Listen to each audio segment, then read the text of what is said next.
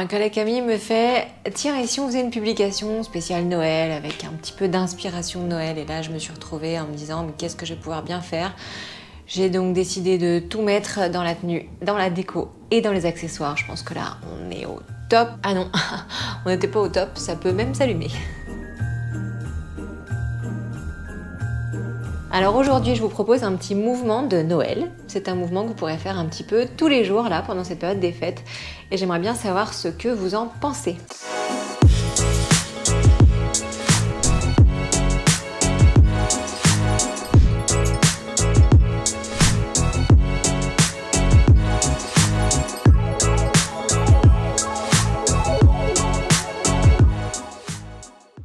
C'est une petite variante du squat que je vais vous proposer. 3, 2, 1, démonstration.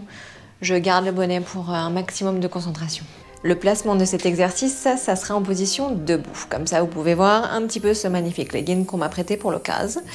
Genoux fléchis. On est en position neutre au niveau du bassin. Colonne étirée, le centre est engagé, les épaules dégagées vers l'arrière. On est prêt.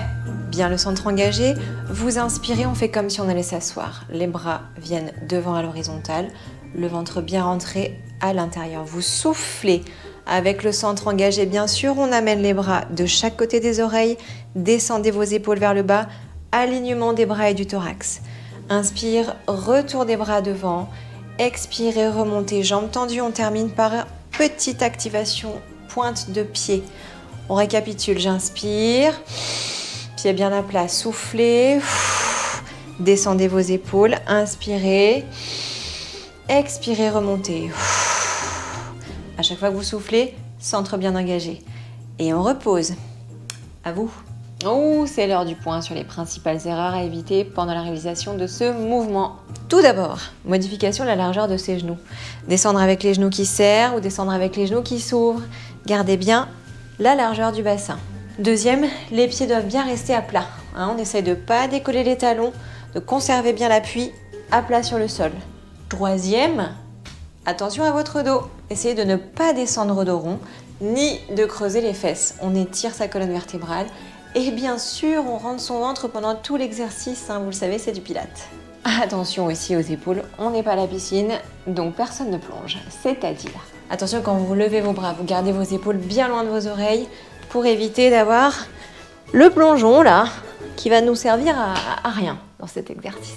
Dernier point, vos genoux doivent rester confort pendant tout cet exercice. Donc, vous adaptez l'amplitude en fonction de vos possibilités. Et voilà, un super exercice à réaliser pendant les fêtes.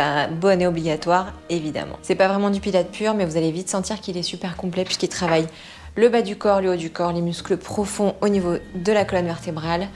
Et bien sûr, avec le centre engagé, on a toujours une belle sollicitation de la sangle abdominale profonde. Alors, amusez-vous pendant les fêtes entre 2-3 petits toasts, 2-3 petits vins chauds, raclette, tartiflette, foie gras, Noël vegan, ça marche aussi.